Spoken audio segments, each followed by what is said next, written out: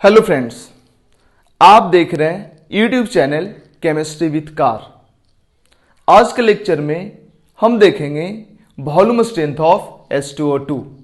In fact जिस तरह से हमने पहले कुछ कंसंट्रेशन टर्म्स पढ़ा था, जिसमें था molarity, molality, percentage by volume, percentage by mass, percentage mass by volume, mole fraction, molality, ये सब चीजें क्या था पर लीटर, या ये बोलो कि सॉल्वेंट के रिस्पेक्ट में सोल्यूट का कितना यूनिट है, यही बताता था। तो इनफैक्ट वॉल्यूम स्ट्रेंथ भी एक तरह से कंसंट्रेशन ही है, कंसंट्रेशन मेजर करने का ही तरीका है। बट वॉल्यूम स्ट्रेंथ हम लोग यूज करते हैं H2O2 के कंसंट्रेशन मेजर करने के लिए, ठीक है। स्पेशली H2O2 के लिए वॉल्यूम स्ट्रेंथ यूज होता है। क्या मतलब है वॉल्यूम स्ट्रेंथ का, समझते हैं इसको। कई बार तुमको लैब में बॉटल रखा रहेगा जिसमें H2O2 सॉल्यूशन होगा। H2O2 सॉल्यूशन का मतलब H2O2 प्लस वाटर, और इसके ऊपर लिखा रहेगा X वॉल्यूम H2O2 या X वॉल H2O2 या X V H2O2। ये X नहीं रहेगा, एक्चुअली X की जगह पे कोई न्यूमेरिक वैल्यू रहेगा, जैसे 10 volume H2O2, 10 wall H2O2, 10 V H2O2, 5 wall H2O2, 7 wall H2O2, इस तरह से, ठीक है। अब सवाल है कि X वॉल H2O2 का मतलब, X वॉल H2O2 का मतलब क्या होगा। जरा एक चीज मेरे को बताओ, अगर इसी बॉटल के रैपर पे ये लिखा होता 1 H2O2, इसका क्या मतलब समझते। इसका मतलब समझते ये मोलरिटी है, मोलरिटी मतलब मोल पर लीटर। इसका मतलब समझते कि अगर इससे 1 लीटर हम निकालते हैं तो उसमें 1 मोल H2O2 होगा, ठीक है। इससे 1 लीटर निकालते हैं तो इसमें 1 मोल H2O2 होगा अगर 1 H2O2 लिखा हुआ है इसके रैपर पे। तो अगर रैपर पे लिखा हुआ है 0.2 H2O2,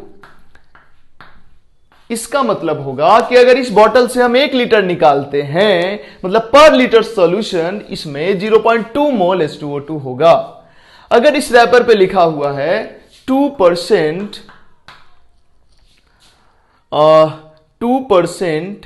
H2O2 बाई मास, इसका क्या मतलब है। इसका मतलब है कि इससे एक केजी सॉल्यूशन निकालेंगे तो उसमें से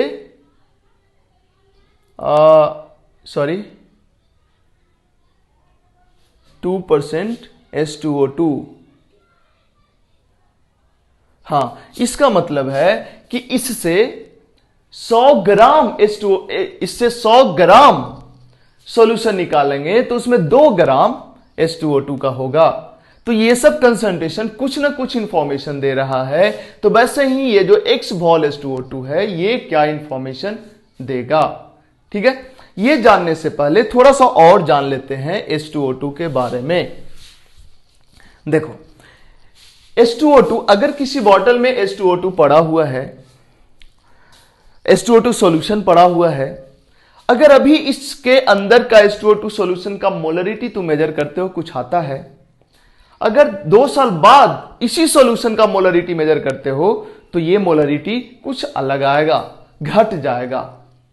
क्योंकि होता क्या है कि H2O2 अगर किसी बॉटल में पड़ा हुआ है, H2O2 solution of course H2O2 plus water, तो जैसे ही इसको लाइट मिलता है या थोड़ा हीट मिलता है तो ये क्या होता है, लाइट और हीट से ज्यादा टूटता है। लाइट हीट नहीं भी रहेगा तब भी कुछ ना कुछ ये टूटते रहता है।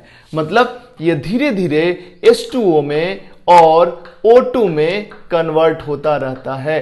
तो बताओ, अगर अभी इस बॉटल में 5 मोल H2O2 है और बाकी पानी है, अगर 5 साल बाद इसी बॉटल में देखोगे तो 5 मोल H2O2 नहीं होगा, वो कम हो गया होगा, क्योंकि कुछ ना कुछ तो टूट गया होगा।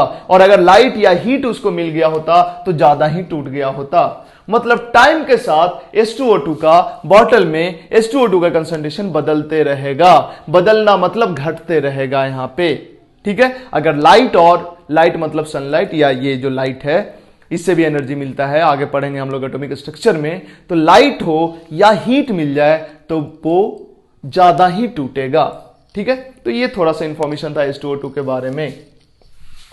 अब जरा ध्यान देना, एक्स वॉल H2O2 का मतलब क्या है। किसी बॉटल के ऊपर अगर एक्स वॉल H2O2 सॉल्यूशन लिखा रहे, इसका मतलब है कि इससे 1 लीटर सॉल्यूशन निकालोगे, उसको हीट करोगे। देखो क्या कर रहे हैं हम, H2O2 सॉल्यूशन निकाले तो H2O2 के साथ इसमें क्या होगा, पानी भी होगा। जब इसको हीट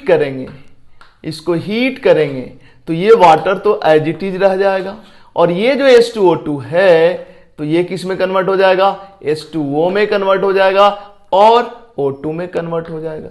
ऑफ कोर्स यहां पे बैलेंस हमने नहीं किया है, मतलब H2O2 सॉल्यूशन को हीट करने पे O2 मिलेगा। ठीक है, अगर इस बॉटल के ऊपर एक्स वॉल लिखा हुआ है, इसका मतलब है कि इससे जब 1 लीटर सॉल्यूशन निकालोगे, उसको हीट करोगे, 1 लीटर सॉल्यूशन निकाले मतलब ये निकाले, इसको जब हीट करोगे तो जो O2 आएगा, ये O2 x लीटर होगा। समझे, x वॉल्यूम H2O2 सॉल्यूशन का मतलब उस सॉल्यूशन के 1 लीटर को हीट करने पे जो O2 मिलेगा वो x लीटर मिलेगा। ध्यान देना, और ये जो x लीटर होगा STP पे होगा। अब तुम बोलोगे एक तरह बोल रहे हो हीट करना और एक तरह बोल रहे हो STP। ध्यान देना, करते क्या है, अगर किसी बॉटल में H2O2 सॉल्यूशन है और इसका वॉल्यूम स्ट्रेंथ निकालना है, वॉल्यूम स्ट्रेंथ मतलब यही जो एक्स वॉल H2O2 लिखते हैं ना, इसी को बोलते हैं वॉल्यूम स्ट्रेंथ। मतलब जैसे बोलते हैं ना कि H2O2 का मोलरिटी क्या होगा, तो बोलते हैं 1m 2m, वैसे ही बोला जाता है कि H2O2 का वॉल्यूम स्ट्रेंथ क्या होगा, तो बोलोगे 1v 2v 3v या 0.1v, ठीक है, 10v। ठीक है, तो क्या करेंगे, किसी बॉटल में H2O2 सॉल्यूशन है, उसका मोलरिटी नहीं, सॉरी, इसके ऊपर रैपर नहीं लगा हुआ है और पता करना है कि इसका वॉल्यूम स्ट्रेंथ क्या है, तो हम इससे 1 लीटर सॉल्यूशन निकालेंगे। 1 लीटर सॉल्यूशन में H2O भी होगा, H2O2 भी होगा, जो भी हो, इसको जब हीट करेंगे तो ऑफ कोर्स टेम्परेचर बढ़ेगा। हीट करने के बाद जो O2 मिलेगा, ये O2 को STP पे लाएंगे, और STP पे लाने पे जो इसका वॉल्यूम होगा वही वॉल्यूम कहलाएगा। By the way x litre आया तो हम बोलेंगे x वॉल H2O2 सॉल्यूशन है ये। अब इसको उल्टा देखते हैं, अगर इसके ऊपर रैपर लगा हुआ है, रैपर पे लिखा हुआ है x वॉल H2O2, इसका मतलब है इसका 1 लीटर सॉल्यूशन को हीट करेंगे तो जो O2 मिलेगा x लीटर मिलेगा STP पे लाने पे। समझ आया, उसी को हमने यहां पे लिखा है x वॉल H2O2 सॉल्यूशन का मतलब है x litre of O2 can obtained by 1 litre of H2O2 solution at STP।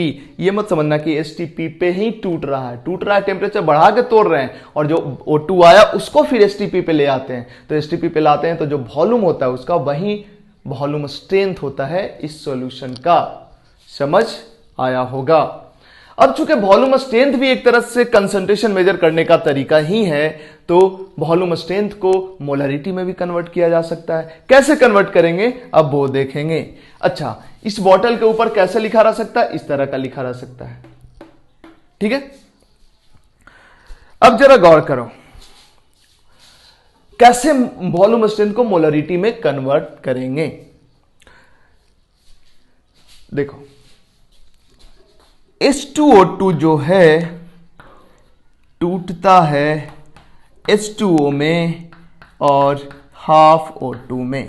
ध्यान देना, तुम 1 लीटर सॉल्यूशन निकाले, 1 लीटर, उसमें उसको हीट किए तो जो भी H2O2 होगा वो टूटेगा। ठीक है, अब H2O2 टूट के O2, अगर वॉल्यूम स्ट्रेंथ x लिखा हुआ है, x वॉल है, इसका मतलब ये जो O2 मिलेगा x लीटर मिलेगा, और x लीटर O2 का मतलब x by 22.4 mole O2। O2 का मोल, चूंकि जहां x क्या है, वॉल्यूम स्ट्रेंथ है, x क्या है, वॉल्यूम स्ट्रेंथ है, तो x बाई 22.4 मोल O2 मिला है, तो बताओ H2O2 कितना रहा होगा। इसका 1 मोल से इसका 2 मोल मिलता है, तो इसका 1 मोल से इसका 2 मोल मिलता है, और इसका x बाई 22.4 मोल है बना है, इसका मतलब ये पक्का 2 इंटू एक्स बाई 22.4 मोल रहा होगा। कितना सॉल्यूशन निकाले थे? 1 लीटर, और 1 लीटर में इतना मोल है H2O2 का। 1 लीटर में H2O2 का इतना मोल था। 1 लीटर सॉल्यूशन में H2O2 का जो मोल था वही तो मोलरिटी कहलाएगा। इसका मतलब यही है एक्चुअली में H2O2 सॉल्यूशन का मोलरिटी। तो मोलरिटी क्या हो गया? 2 इंटू एक्स डिवाइडेड बाई 22.4, जहां x क्या है? Volume strength of H2O2 solution. इस 2 से इसको कैंसिल करो तो 11.2। ठीक है, यहां से आ गया molarity is equal to x by 11.2, जहां x क्या था? Volume strength. अब वॉल्यूम स्ट्रेंथ को x लिखने के बजाय अच्छा होगा कि m is equal to volume strength को v से रिप्रेजेंट करो, तो m is equal to v by 11.2। ठीक है, तो ये है मोलरिटी एंड वॉल्यूम स्ट्रेंथ में रिलेशन। अगर वॉल्यूम स्ट्रेंथ दिया हो 11.2 से डिवाइड करो, मोलरिटी निकलेगा। मोलरिटी दिया हो 11.2 से मल्टीप्लाई करो, वॉल्यूम स्ट्रेंथ निकलेगा। ठीक है, अब बढ़ते हैं थोड़ा आगे। चूंकि ये मोलरिटी है और मोलरिटी को हम नॉर्मलिटी में कन्वर्ट करना चाहते हैं, तो अब नॉर्मलिटी तो एन फैक्टर पे डिपेंड करता है और एन फैक्टर डिपेंड करता है रिएक्शन पे, क्योंकि एक ही चीज का एन फैक्टर अलग अलग रिएक्शन में अलग अलग होता है। हमने देखा था H2O2 का जो एन फैक्टर था, H2O2 का 2 एन फैक्टर होता था, या तो 2 या तो 1। जब H2O2 डिस्प्रोपोर्शनेट रिएक्शन शो करता था तो एन फैक्टर 1 होता था, और जब H2O2 ऑक्सीडाइजिंग एजेंट की तरह बिहेव करता था तो एन फैक्टर 2 होता था। जब H2O2 रिड्यूसिंग एजेंट की तरह बिहेव करता था तो एन फैक्टर 2 होता था।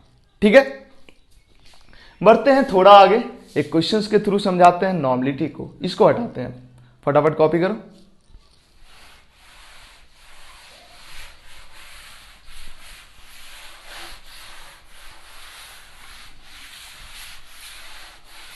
एक बार मेरे को चेक कर लेने दो रिकॉर्डिंग हो रहा है या नहीं, क्योंकि अभी कुछ देर पहले भी ऐसा हुआ था। मैं आधा वीडियो रिकॉर्ड कर दिया, उसके बाद देखा तो आईपैड में स्पेस नहीं था। एक्चुअली वीडियो डिलीट नहीं किया था मैं, इसलिए दिक्कत हो रहा था। पर ठीक है, अभी 12 मिनट का रिकॉर्डिंग हुआ है और अच्छा चल रहा है, कोई दिक्कत नहीं है। आधा घंटे में वीडियो खत्म हो जाएगा मेरी समस्या, उसके पहले ही खत्म हो जाएगा, क्योंकि अभी के लेक्चर में हम केवल वॉल्यूम स्ट्रेंथ बताएंगे और इसके अगले लेक्चर में हम H2O2 सॉरी ओलियम का लेवलिंग बताएंगे और उसके बाद टाइट्रेशन फिर होगा। एक रिएक्शन लिखते हैं MnO4 माइनस पर मैग्नेट आयन का रिएक्शन कराते हैं H2O2 के साथ एसिडिक मीडियम में। एसिडिक मीडियम में बनता है Mn+2 प्लस O2, क्योंकि हमने बताया था एसिडिक मीडियम में MnO4 माइनस +7 से +2 में जाता है। अब चूंकि ये खुद रिड्यूस हुआ है तो ये ऑक्सीडाइज हुआ होगा, तो -1 से बहुत होगा तो क्या जाएगा? 0 जाएगा, तो -1 से 0 में गया है। ठीक है, अब क्वेश्चन ये है कि MnO4 माइनस का 100 ml दिया हुआ है। एक वेसल में MnO4 माइनस 100 ml है, जिसका कि मोलरिटी पता करना है, सॉरी जिसका कि नॉर्मलिटी पता करना है, नॉर्मलिटी पता करना है। दूसरे वेसल में है H2O2 सॉल्यूशन जो कि 200 ml है बाय द वे, और इसका मोलरिटी पता है, मोलरिटी है 0.1। अब ये दोनों वेसल में जो कुछ भी रखा है, एक में H2O2 सॉल्यूशन और एक में MnO4 माइनस का सॉल्यूशन, ये दोनों को जब मिलाते हैं तो दोनों का जो भी अमाउंट था, ये दोनों को मिलाने के बाद दोनों एग्जैक्टली रिएक्ट कर जाता है, मतलब दोनों में से कोई एक्सेस नहीं बचता है। इसका मतलब यह हुआ कि इसका इक्विवेलेंट और इसका इक्विवेलेंट बराबर होगा, क्योंकि किसी भी केमिकल रिएक्शन में हम तो ये लिखते ही है लॉ ऑफ केमिकल इक्विवेलेंस से कि इसका इक्विवेलेंट इसके इक्विवेलेंट के बराबर होगा। ठीक है, अब चूंकि इसका इक्विवेलेंट इसके इक्विवेलेंट के बराबर होगा तो हम ये लिख सकते हैं number of equivalent of MnO4 minus is equal to number of equivalents of H2O2। अब बताओ इसका इक्विवेलेंट कैसे निकलेगा? 100 इंटू नॉर्मलिटी। हालांकि इक्विवेलेंट नहीं है, मिली इक्विवेलेंट है, क्योंकि यहां ml यूज किया गया, 1000 से डिवाइड करोगे तब इक्विवेलेंट होगा। चलो 1000 से डिवाइड कर ही देते हैं, बट कोई फर्क नहीं पड़ता है, क्योंकि दोनों तरफ इक्विवेलेंट लिखो या दोनों तरफ मिली इक्विवेलेंट लिखो। ठीक है, तो ये आ गया equivalent of number of equivalent of MnO4 minus is equal to, इसका इक्विवेलेंट कैसे निकलेगा, 200 इंटू मोलरिटी। गलत बात, मोलरिटी को n फैक्टर से मल्टीप्लाई करते हैं तब निकलता है नॉर्मलिटी, और नॉर्मलिटी को वॉल्यूम इन लीटर से मल्टीप्लाई करते हैं तो निकलता है नंबर ऑफ इक्विवेलेंट्स। तो वॉल्यूम इन लीटर तो 200 बाई 1000 कर दिए तो वॉल्यूम इन लीटर हो गया। ये मोलरिटी था, इसको नॉर्मलिटी बनाने के लिए n फैक्टर से मल्टीप्लाई करना पड़ेगा, बट ये n फैक्टर किसका है, ये जो NF है ये है n फैक्टर फॉर H2O2। अब सवाल है कि n फैक्टर ऑफ H2O2 हम क्या यूज करेंगे, हम किस रिएक्शन के लिए H2O2 का n फैक्टर यूज कर रहे हैं, एक ऐसा रिएक्शन जिसमें H2O2 रिड्यूसिंग एजेंट की तरह बिहेव कर रहा है, तो यहां पे n फैक्टर क्या होगा, 2 होगा। H2O2 किसी भी दूसरे के साथ रिएक्ट करेगा ना, तो H2O2 या तो ऑक्सीडाइजिंग एजेंट की तरह बिहेव करेगा या तो रिड्यूसिंग एजेंट की तरह बिहेव करेगा। H2O2 अगर ऑक्सीडाइजिंग एजेंट की तरह भी है, H2O2 अगर ऑक्सीडाइजिंग एजेंट के साथ रिएक्शन किया है तो रिड्यूसिंग एजेंट की तरह बिहेव करेगा। H2O2 किसी रिड्यूसिंग एजेंट के साथ रिएक्ट करेगा तो H2O2 ऑक्सीडाइजिंग एजेंट की तरह बिहेव करेगा। H2O2 चाहे ऑक्सीडाइजिंग एजेंट की तरह बिहेव करे चाहे रिड्यूसिंग एजेंट की तरह बिहेव करे, दोनों में से अगर कोई एक करता है तो n फैक्टर इसका 2 होता है, पिछले लेक्चर में हमने बताया है। एक केस में केवल H2O2 का n फैक्टर 1 होता है, जब H2O2 डिस्प्रोपोर्शनेट होता है, तो वो एक सिंगल रिएक्शन है। बाकी किसी भी रिएक्शन जो रेडॉक्स रिएक्शन हो और जिसमें H2O2 इन्वॉल्व हो तो उसमें H2O2 का n फैक्टर 2 ही होगा। इसलिए हम यहां पे n फैक्टर 2 यूज कर लिए, क्योंकि ज्यादातर हर जगह तो 2 ही यूज हो रहा है। एक पर्टिकुलर रिएक्शन में H2O2 का n फैक्टर केवल 1 होता है, जो डिस्प्रोपोर्शनेट वाला होता है। तो यहां पे हमने जानबूझ के रिएक्शन लिख दिया ताकि तुमको यह लगे कि यहां जो हम 2 लिख रहे हैं इस रिएक्शन के लिए n फैक्टर लिख रहे हैं। अदरवाइज बच्चों को क्या लगता है कि H2O2 का जो डिस्प्रोपोर्शनेट रिएक्शन है उसके लिए हम n फैक्टर 2 लिख रहे हैं, नहीं लिख रहे हैं उसके लिए 2। अब जरा बताओ, ये n फैक्टर 2 ले लिए तो यहां से नॉर्मलिटी क्या आ जाएगा, नॉर्मलिटी आ जाएगा, ये 1000 कैंसिल हो गया, 200 इंटू 0.1 इंटू 2 डिवाइडेड बाई 100। ये नॉर्मलिटी किसका आया, नॉर्मलिटी ऑफ MnO4 माइनस। ठीक है, n फैक्टर H2O2 का क्या यूज किए हो, 2। अब बताओ, एक एक रिएक्शन है केवल H2O2 का रेडॉक्स रिएक्शन में, डिस्प्रोपोर्शनेट रिएक्शन जिसमें n फैक्टर 1 होता है, बाकी सारे रेडॉक्स रिएक्शन में H2O2 का n फैक्टर 2 होता है। तो क्या बिना रिएक्शंस देखे हम लिख सकते हैं मोलरिटी, नॉर्मलिटी अगर निकालना हो तो नॉर्मलिटी इक्वल टू होता है मोलरिटी इंटू n फैक्टर। और ज्यादातर रिएक्शन में चूंकि n फैक्टर 2 होता है, एक को छोड़ के ज्यादातर रेडॉक्स रिएक्शन में, इसलिए हम यहां पे n फैक्टर हम यूज कर लेते हैं, क्या 2 यूज कर लेते हैं। तो n इक्वल टू हो गया, मोलरिटी कितना था, Vy 11.2 इंटू 2, और इसको अगर करोगे तो ये 5.6 आएगा, इसको जब कैंसिल करोगे तो यहां से हो गया normality is equal to Vy 5.6। तो ये फॉर्मूला याद रखना कि मोलरिटी वॉल्यूम स्ट्रेंथ दिया है तो मोलरिटी कैसे निकलेगा, 11.2 से डिवाइड कर दो। मोलरिटी दिया है तो 11.2 से मल्टीप्लाई करके वॉल्यूम स्ट्रेंथ निकाल सकते हो। नॉर्मलिटी दिया है तो वॉल्यूम स्ट्रेंथ निकाल सकते हो। नॉर्मलिटी दिया है तो वॉल्यूम स्ट्रेंथ निकाल सकते हो। वॉल्यूम स्ट्रेंथ दिया है तो नॉर्मलिटी निकाल सकते हो। नॉर्मलिटी से मोलरिटी निकल सकता है, नॉर्मलिटी से मोलरिटी निकल सकता है, मोलरिटी से नॉर्मलिटी निकल सकता है, वगैरह वगैरह। ठीक है, तो ये था वॉल्यूम स्ट्रेंथ। अब इस पे एक दो क्वेश्चंस करते हैं छोटा छोटा, और उसके बाद आते हैं इस बड़े क्वेश्चंस पे। ठीक है, हटा रहे हैं इसको।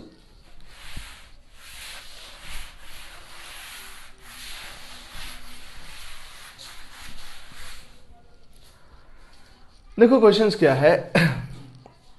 एक क्वेश्चंस हमने फ्रेम किया था,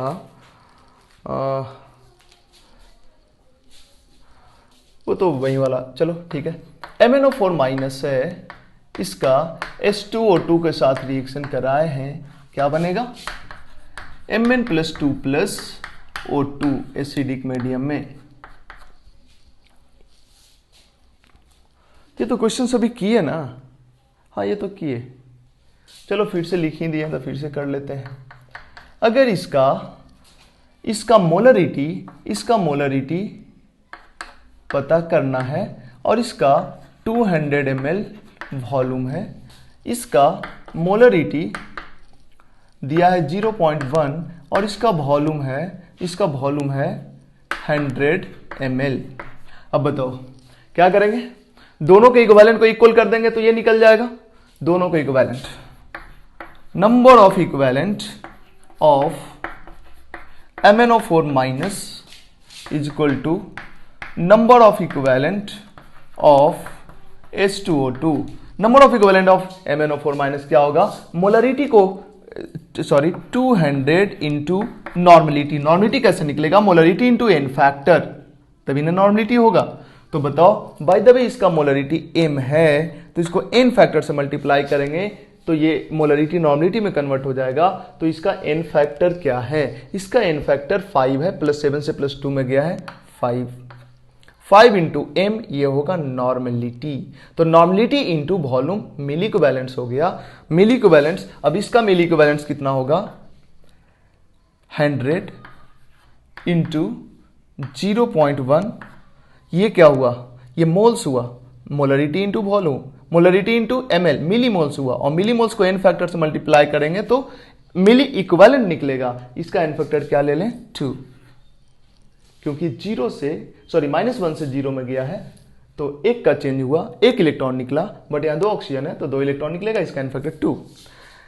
अब देखो, ये number of equivalent of MnO4 minus equal to number of equivalent of H2O2 है, बट यहां पे लिखे नंबर ऑफ मिली इक्विवेलेंट्स, यहां पे लिखे नंबर ऑफ मिली इक्विवेलेंट्स। तो इक्विवेलेंट अगर सेम होगा तो मिली इक्विवेलेंट भी सेम होगा, या इक्विवेलेंट ही इसको बनाना चाहते हो 1000 से डिवाइड करो, 1000 से डिवाइड करो। यहां से मोलरिटी आ गया MnO4 माइनस का 2 into 0.1 into 100 divided by 5 into 200।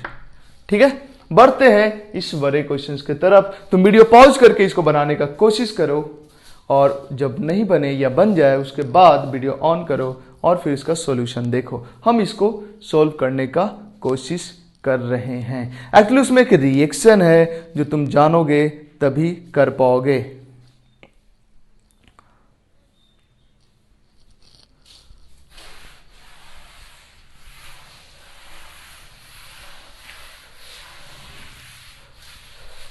ध्यान देना, क्या क्वेश्चन में 25 ml of H2O2 solution added to excess of acidified solution of KI। H2O2 को KI के साथ रिएक्शन कराया गया है, H2O2 को KI के साथ रिएक्शन कराया गया है और ये एक्सेस है, मतलब ये दोनों जब रिएक्ट करता है तो ये खत्म होता है, ये खत्म नहीं होता है। और इसके बाद एसिडिक मीडियम में रिएक्शन हुआ है, बट कोई बात नहीं, एसिडिक मीडियम में रिएक्शन हुआ है, बना है I2। और ये जो I2 लिबरेट हुआ है, liberated the iodine so liberated required 20 ml of 0.1 normal hypo solution. ये हाइपो सॉल्यूशन है सोडियम थायोसल्फेट। ठीक है, तो यहां से जो I2 लिबरेट हुआ है, ये I2 जितना भी लिबरेट हुआ है, ये सारा I2 को कंप्लीटली रिएक्ट करने के लिए जो हाइपो सॉल्यूशन लिया गया है Na2H2O3, इसका लिया गया है 20 ml और 0.1 नॉर्मल, 20 ml एंड 0.1 नॉर्मलिटी है इसका। और जब इसका 0.1 नॉर्मल हाइपो सॉल्यूशन का जब 20 ml लेते हैं तो इससे जितना भी I2 निकलता है वो सारा I2 इसके साथ कंज्यूम हो जाता है। तो तुम्हें बताना है, अच्छा फॉर टाइट्रेशन, टाइट्रेशन नहीं समझ में आता कोई बात नहीं, अगले लेक्चर में आ जाएगा। Calculate the strength of H2O2 in terms of normality. H2O2 का नॉर्मलिटी बताना है, H2O2 का परसेंटेज वेट बाई वॉल्यूम बताना है, H2O2 का वॉल्यूम स्ट्रेंथ बताना है। ठीक है, मतलब क्या है, H2O2 का सॉल्यूशन है, ठीक है, जिसका 25 ml लिया गया है, 25 ml लिया गया है, इसका नॉर्मलिटी नहीं पता है, यही नॉर्मलिटी निकालना है, उसी को फिर परसेंटेज वेट बाई वॉल्यूम में कन्वर्ट कर दो, फिर वॉल्यूम स्ट्रेंथ में कन्वर्ट कर देना है, मतलब वॉल के टर्म में बताना है। तो इसका नॉर्मलिटी बताना है, इसका ml पता है, एक्सेस KI के साथ रिएक्शन कराए हैं, I2 लिबरेट हुआ है, जो भी I2 लिबरेट हुआ है वो इसके साथ कंप्लीटली कंज्यूम हो जाता है। ठीक है, तो या तो इस रिएक्शन को तुम बैलेंस करो, कंप्लीट लिखो और बैलेंस करो, इस रिएक्शन को कंप्लीट करो और बैलेंस करो, तब इसको सोल्व कर पाओगे कोफिशिएंट के हेल्प से, या एन फैक्टर का हेल्प ले सकते हो। एन फैक्टर का हेल्प लोगे तो रिएक्शंस को बैलेंस नहीं करना पड़ेगा, बट ये तो लिखना ही पड़ेगा कि कौन सा एलिमेंट किस ऑक्सीडेशन स्टेट से किस ऑक्सीडेशन स्टेट में जा रहा है। तो यहां पे अगर हम बात करें I2 इसके साथ रिएक्शन करता है, तो ये जो हाइपो, इस रिएक्शन को याद कर लेना, ये काम आएगा। ये कन्वर्ट होता है Na2S4O6, Na2S4O6 और साथ में बनता है NaI।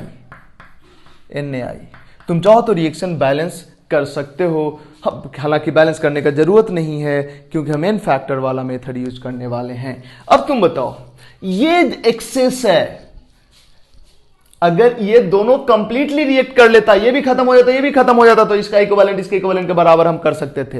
लेकिन ये खत्म हो जा रहा है और ये बचा रह जा रहा है, इसका मतलब इसका कुछ ज्यादा इक्विवेलेंट है, मतलब इसका इक्विवेलेंट इसके इक्विवेलेंट के बराबर नहीं कर सकते। लेकिन ये इसके साथ रिएक्शन करके I2 बना है, तो इसका जितना भी इक्विवेलेंट होगा इसके उतने ही इक्विवेलेंट के साथ रिएक्ट करेगा और बाकी इसका बचा रह जाएगा, और जो रिएक्ट करेगा जितना इक्विवेलेंट उतना ही इक्विवेलेंट फिर I2 का बनेगा। तो ओवरऑल इसका इक्विवेलेंट बराबर होगा। और चूंकि यही I2 इसके साथ रिएक्शन किया है ना, तो इस I2 का इक्विवेलेंट इसके इक्विवेलेंट के बराबर होगा। मतलब हम ये लिख सकते हैं, number of equivalent of H2O2 is equal to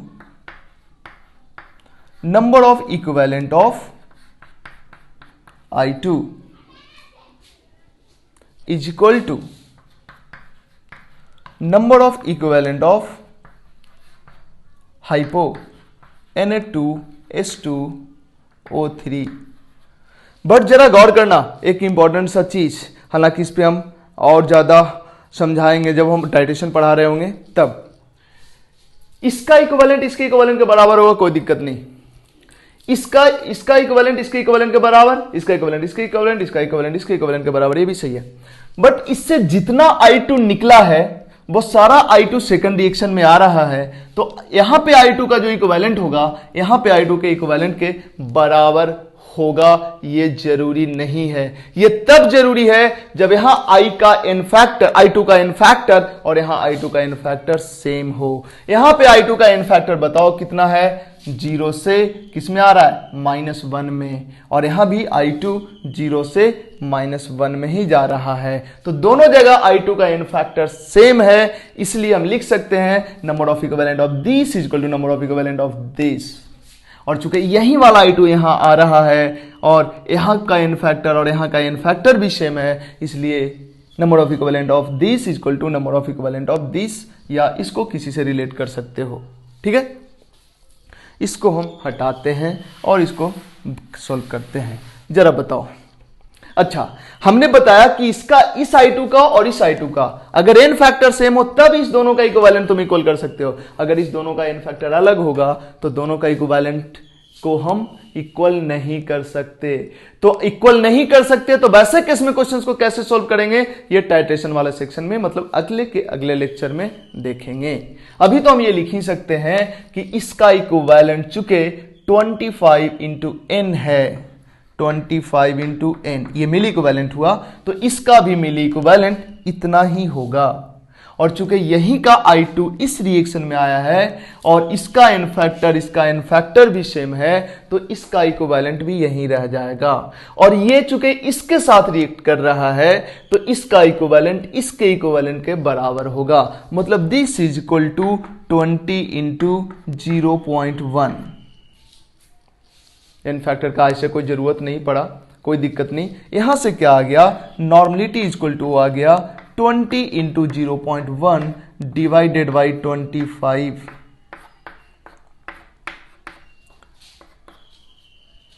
0.4 divided by 5 कितना होगा, बताओ। इसका आंसर है हमारे पास, इसका मोलरिटी नॉर्मलिटी निकाला ना, नॉर्मलिटी का आंसर मेरे पास मोलरिटी नॉट परसेंट, अच्छा नॉर्मलिटी भी पूछा, normality percentage by wait and volume strength. Okay, तो नॉर्मलिटी 0.4/5 होगा, यही होगा और क्या, ये हो गया नॉर्मलिटी। हालांकि देखो इस क्वेश्चंस में ना इसका यूज ही नहीं हुआ, ये दोनों मिलके क्या बना, इसका यूज ही नहीं हुआ। मतलब जो क्वेश्चंस में दिया हुआ है तुमको एक्स्ट्रा कुछ याद रखने का जरूरत नहीं, उतने से ये क्वेश्चंस बन जा रहा है। इसका यूज तब होता जब इसका यहाँ पे इसका एन फैक्टर वगैरह यूज करना होता, जो कि अभी नॉर्मलिटी दिया था तो एन फैक्टर यूज करने का जरूरत नहीं है। अगले क्लास में जब टाइट्रेशन देखेंगे, अगले के अगले क्लास में, तो उसमें पता चलेगा कि इस रिएक्शंस को याद रखना जरूरी है, क्यों वो उसमें हम देखेंगे, अभी उस पर ज्यादा हम बात नहीं कर रहे हैं। तो ये आ गया नॉर्मलिटी। अब चूंकि हमें नॉर्मलिटी पता चल गया है, हमें पता करना है वॉल्यूम स्ट्रेंथ। तो वॉल्यूम स्ट्रेंथ क्या होता है, नॉर्मलिटी और वॉल्यूम स्ट्रेंथ में क्या रिलेशन है, volume strength by 5.6 equal to normality. तो वॉल्यूम स्ट्रेंथ इक्वल टू क्या होगा, 5.6 इंटू नॉर्मलिटी, नॉर्मलिटी नॉर्मलिटी ये हो जाएगा, ये होगा 5.6 इंटू 0.4 डिवाइडेड बाई 5, ये हो गया वॉल्यूम स्ट्रेंथ। अब इसके बाद था percentage pet by volume.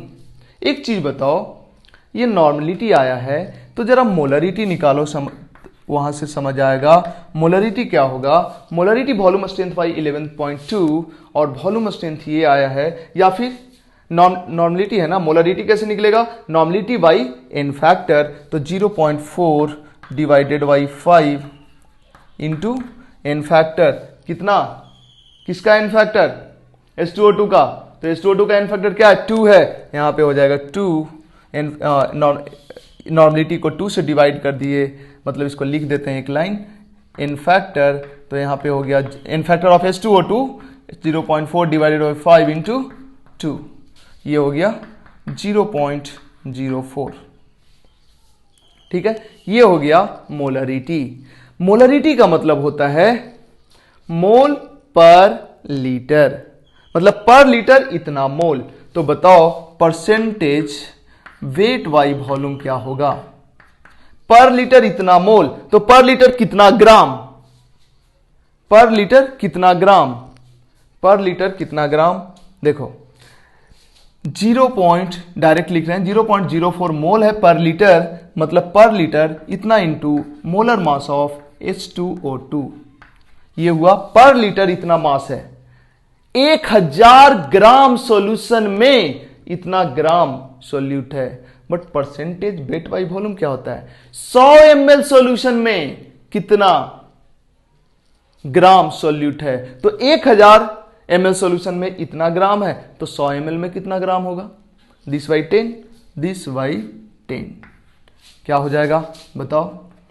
H2O2 का मोलेकुलर वेट कितना होगा, H2O2 का मोलर मास कितना होगा, H2O का होता है 18 और एक ऑक्सीजन एक्स्ट्रा है जिसका की होगा 16, तो 18 और 16 कितना होगा 34, इसका मतलब ये हो गया 0.04 इंटू 34 बाई 10।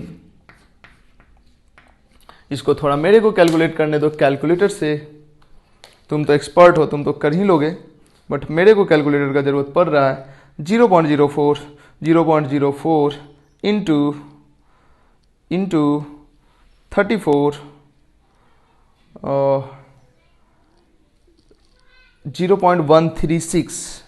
0.136 मतलब ये हुआ 0.136%। ठीक है, थोड़ा सा हमने शॉर्टकट लिया है, अदरवाइज फॉर्मूला लिख लिख के भी किया जा सकता था, हमने थोड़ा शॉर्टकट लिया है। तो ये था इस क्वेश्चन का solution.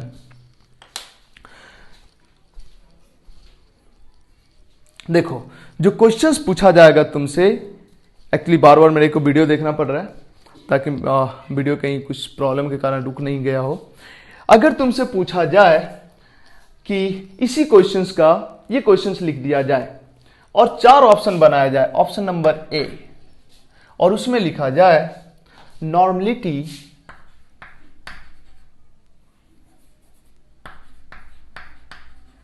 Normality of H2O2 is equal to 0.4/5 यानी कितना हो जाएगा 4/50 यानी 8/100 0.08 एक ऑप्शन ये रहे। ऑप्शन नंबर बी रहे molarity of H2O2 is equal to 0.04। Option number C रहे percentage weight by volume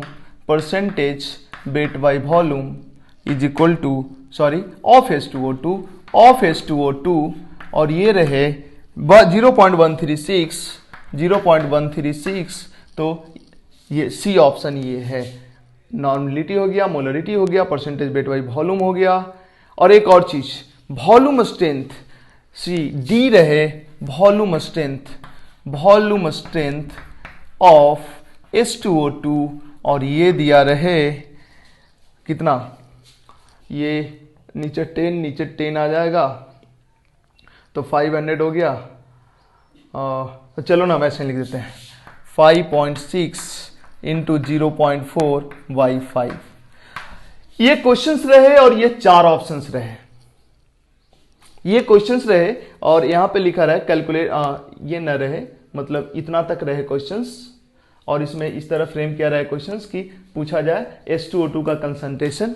H2O2 का कंसंट्रेशन एक बार नॉर्मलिटी के टर्म में ऑप्शंस में दिया रहा है, एक बार मोलरिटी के टर्म में, एक बार वेट बाई वॉल्यूम के टर्म में, और एक बार वॉल्यूम स्ट्रेंथ के टर्म में, और ये सब लिखा रहा है। तो बताओ कौन सही होगा? चारों का चारों सही होगा। तो मल्टी करेक्ट में, एडवांस में ये क्वेश्चंस पूछा जा सकता है। चारों का चारों, उसमें तो होता है ना एक से ज्यादा सही वाला क्वेश्चंस, तो ये चारों ऑप्शन सही होगा। ठीक है, तो बच्चों को क्या दिक्कत होता है ना, कुछ बच्चा एक निकाल लिया, नॉर्मलिटी निकाल लिया, वॉल्यूम स्ट्रेंथ निकाल लिया, वेट बाई वॉल्यूम निकाल ही नहीं पाया, तो एक आध के कारण पूरा क्वेश्चंस कई बार गलत हो जाता है। और कई बार ऐसे क्वेश्चन में पार्शियल मार्किंग भी किया जाता है। पार्शियल मार्किंग का मतलब होता है कि जितना सेक्शन तुम सही किए उसके करस्पॉन्डिंग मार्क्स दिया जाता है। तो ये सब धीरे धीरे तुमको समझ में आएगा जब टेस्ट वेस्ट दोगे तब। और आगे किसी लेक्चर में हम मार्किंग स्कीम के बारे में भी, IIT और नीट के मार्किंग स्कीम के बारे में भी बात कर लेंगे। एक्चुअली मेरे साथ प्रॉब्लम क्या है कि मेरे को सब्जेक्ट पढ़ाते ही टाइम नहीं मिलता है कि हम मार्किंग स्कीम और स्टैट चीट पर कैसे पढ़ा जाता है, ये सब पे, या बहुत ज़्यादा मोटिवेशनल लेक्चर पे हम ध्यान नहीं दे पाते हैं, क्योंकि सब्जेक्ट ही मेरे को सब्जेक्ट से ही फुर्सत नहीं होता है इनफैक्ट।